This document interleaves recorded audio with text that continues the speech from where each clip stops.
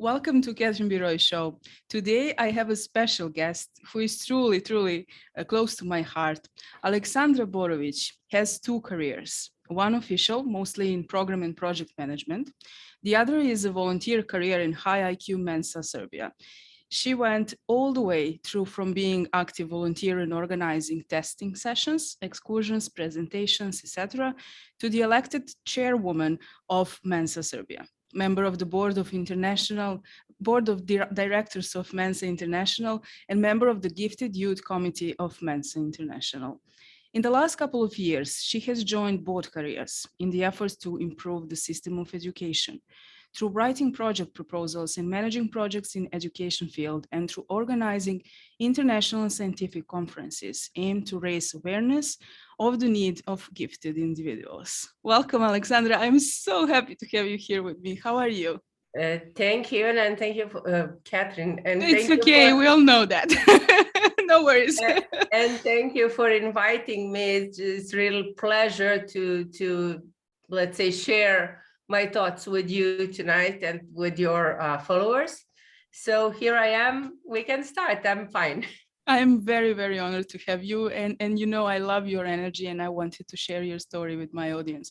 Tell us a little bit, how did you choose your career? Oh, that is a complicated question because my career is not, as you mentioned, the only one. But I think nowadays it's not so strange because people are having several careers. In my youth, it was, you follow your education and then you find hopefully employment and then you stay there until retirement. At least in Serbia, it was like that. However, although I was raised like that, and I, let's say, planned maybe to live like that, some destiny did not allow me to do that. And right now, I'm pretty much grateful for that. Actually, I worked for the first part of my career at the Canadian Embassy immigration section in Belgrade. And that was the immigration program, which was first oriented to helping refugees who fled from parts of ex-Yugoslavia to find their new life in Canada. And then later on, helping people who are looking for some additional schooling in Canada or to join their family members and so on, or issuing visas. But then the immigration section in Canada has closed. And I started in my, let's say, mid-40s, looking for the new job, which was pretty much difficult, being a single mother and also being in Serbia, where we have a high level of unemployment.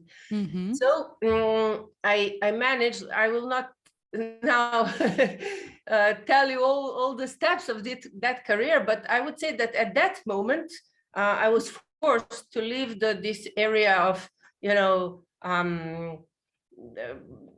let's say, usual life. So I have to find something else. In the meantime, while working at the Canadian Embassy, I was looking for some new knowledge. So I have completed the training in PR, knowing that times have changed and that what I have studied at the faculty in my youth will not maybe be so useful in the new times that have come in the meantime. And finally, when I lost my job at the embassy, I was thinking of maybe going towards the program management. And I entered another education, informal education in program management. And so I followed different courses, and step by step, I ended up finally really doing what I have planned. So I can say that something has forced me to make a choice, and then I choose this. And my friends helped me in a way, saying that, oh, Aleksandra, you're made for that. Because, I was considering this or those new, how would I say, career paths. And when I mentioned project management, they said, you're made for that. Because for my whole life, I was all the time organizing something, whether the parties for my friends or small trips or whatever. I was always the organizer, the leader. So they thought I would be the one who can manage the projects, and thank them for the support. So I am now doing that. For me, you are a Wonder Woman. I remember a day when we met. I am not sure even if you do, but back then it was 2012. Our mutual friend Peja Jukic took us to, I mean, me and my husband to take Mensa tests. And it is a funny story because we ended up having the same results. Which is good. Which is actually good. And that was the first time I met you in Mensa. And from the first impression, I've got that feeling of, you know, your powerful energy which you have. I never shared this with you, and now I'm sharing this in public. How convenient, right? Thank you. In a way, I know that. I mean, I have now enough life experience that I can say I know myself, and I know my strengths, and I know that this energy is something that is really powerful. And I was always thinking, well, I did not ask for it. I just got it. So what is my duty is to share it and to use it to the benefit of, let's say, the society. So here I am, I know, doing all sorts of different things and spending my energy all around me. All around the world. Yeah. But what would you do different if you had another chance? Yeah, if there is anything, right? Yeah, there are these songs that say, you know, if I was again young and had this knowledge, you know, I would do all the things differently. Well, I wouldn't. I'm pretty much happy with where I am, although it was not only my choice. As I mentioned earlier, it was some events that made me choose new paths. But generally, maybe what I would have changed is that I would be a little bit more ambitious in the young age, because as I said, in the fashion was not such in my youth that you should be very ambitious. You find your job and you stay there. You know, if you advance, that's fine. It's not that, I mean, you're not looking for so big targets, but maybe I would be a bit more ambitious, because the time has changed. And I think as the things are changing so quickly these days, maybe I should have been a little bit more prepared, or, you know, so these maybe the advices that I'm giving to my daughter, to kind of always learn something new, always look for what is coming, you know, what is the new industries, or, you know, the new jobs, or whatever. So always learning, that is something that I am doing now, but for a part of my youth, after I have completed my university studies, I haven't thought like that. So I said, okay, I finished my studies, that's it. But then, you know, the life has shown me that this is not exactly the way how I should act. But the things were like that. Also, when I graduated and I started working, I mean, it was like I found a job and that's all. And then, you know, during the years, I was 15 years at the same place. But you were in Serbia, right? yeah. So yeah, not much things changed, but you know, if you just look a little bit outside of the box, we all see that things pretty much change in the world. So yeah, I kind of transitioned to something very, very different too. It was scary at the moment, but it's very, very exciting now. So I will never look back, that's for sure. What are the important lessons that you learned through all these experiences? Well, and I like very much to share the lesson. It is that really things happen for a reason. And that is, you know, if a bad event, let's say something that you don't really wish to happen, or maybe the worst scenario that you can think of happens to you, and you come down, you know, and you're disappointed and so on. But then there is a reason why this has happened, and it will result when later on, when you see it from the historical distance, you will understand that that had a reason. So right now, I think it's a part of my philosophy there are, of course, days when everything goes wrong and you don't understand what you're doing wrong and what is happening and why, how have you deserved such a bad development. And then you just stop and you say, okay, we'll see later, just keep your optimism, and then it will show up and there will be the new door that opens and everything will be solved. And it goes like that. So this is my lesson that I would like to share. I love it, and I couldn't agree more. From my experience, my greatest pains and disappointments ended up to be actually greatest achievements at the end. So I'm very, very grateful for everything that happened. I would just like to mention one more thing. You are a chairwoman of Mensa Serbia, and I, as a member, you know, I look up to you as someone who is a shining star, not just of that organization, but you know, all these people who are a little bit different and a little bit like having a highest potential or a high potential or gifted individuals. How does it feel to actually work with so many people who are so gifted with different abilities and things, especially kids, because you are now helping in education and writing projects? Do you see the movement of maybe you know, people being more aware of their own capacities or something like that? Oh, we are working on that. That's why we are organizing these conferences. Well, let me return to your first question. How is it to work with so many gifted people? Well, I must say that from the young age, I was always surrounded by, let's say, people that are similar to me. So I did not feel so much the difference. And then when I joined Mensa, I thought, I learned that people felt different, than Mensa members felt different in their environment. Exactly. And so I learned that there are people who are simply adopted, and maybe it depends on the social intelligence or emotional, whatever. But there are also people who really struggle. I mean, Mensa members who really struggle in their environment.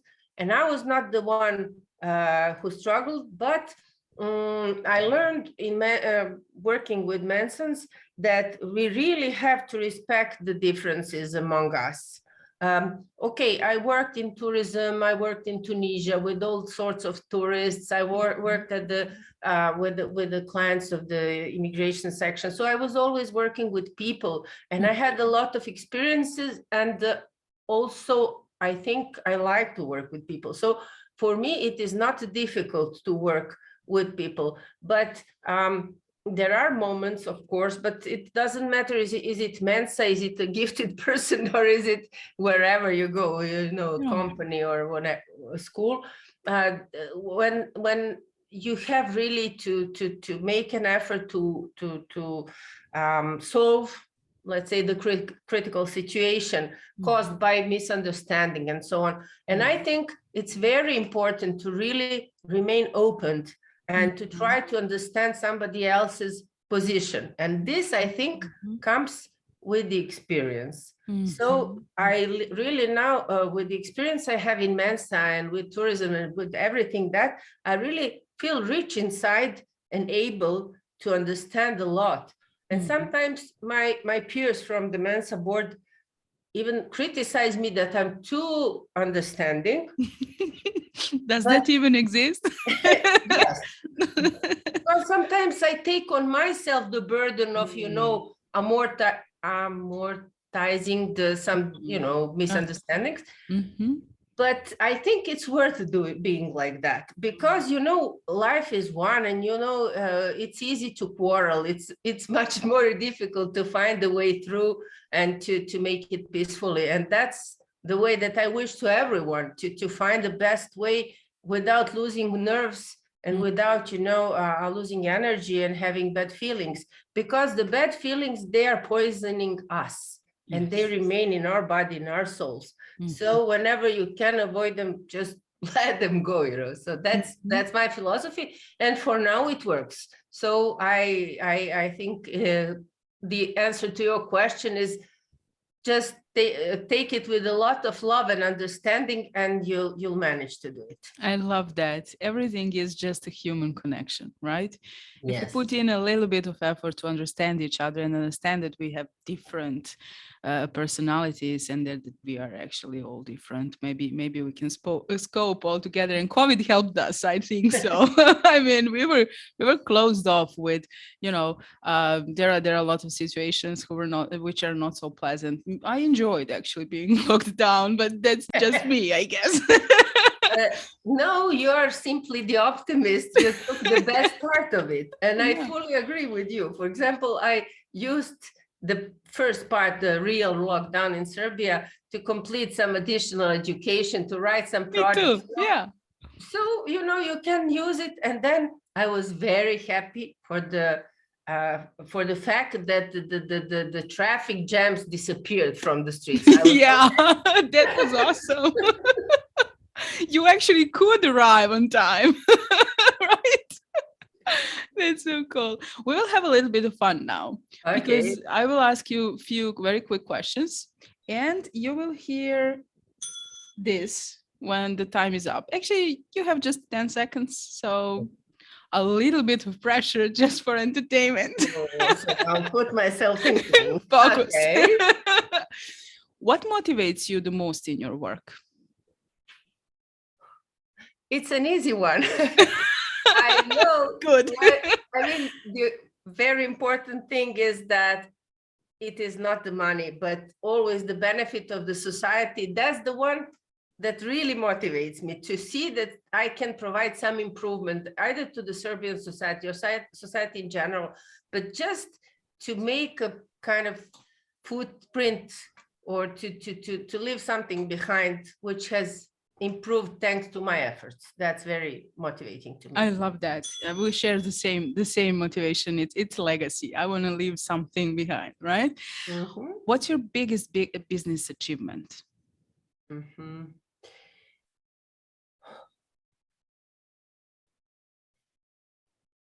How can I choose? Okay. Well, I wished always, as I said, to do something good to the society. And then there was something, there was an institution that recognized my efforts. And for a big conference, Congress, annual Congress of the Mensa presidents from around the world, that was the annual meeting held in Novi Sad in 2015, I was awarded the title of the Congress Ambassador of Serbia. So I wanted always to present Serbia to our people so that they love it more, and then to present it to the foreigners. And I managed to do that with this Congress. And on top of it, I got the award, which is very, sounds very good, Congress Ambassador of Serbia. So I'm very proud of that. And I'm still participating in this work of the Convention Bureau of Serbia, and also trying to bring more congresses. And that's something I really like to do. So I didn't cut this off because we share the same mission here too. So speak about it. And the last one, what is most important for you? Well, from one side, it is my daughter. Of course. But if we speak about the life and business in general, to me, it is important that I can always follow my moral norms. So to never act against it. And that's why, sometimes in business, you are kind of forced to do something which is not so good. But I'm really avoiding this kind of situation. And for that reason, I'm always choosing jobs in the international organizations or somewhere where it's not business related, money making. It's just something else. And I think for now, I managed to really follow my moral norms, and I'm very happy for it. We share this one too. So the core. Paste, huh? Yeah, it's just coming. and I'm not surprised. Thank you so much for being my guest. I truly enjoyed, and I hope you did too. Well, I did really enjoy communicating and sharing my thoughts with you, and I hope it will be interesting for your followers. And I'm looking forward to our next contact and meeting. Me too. Thank you. Bye-bye. Ciao. Bye-bye.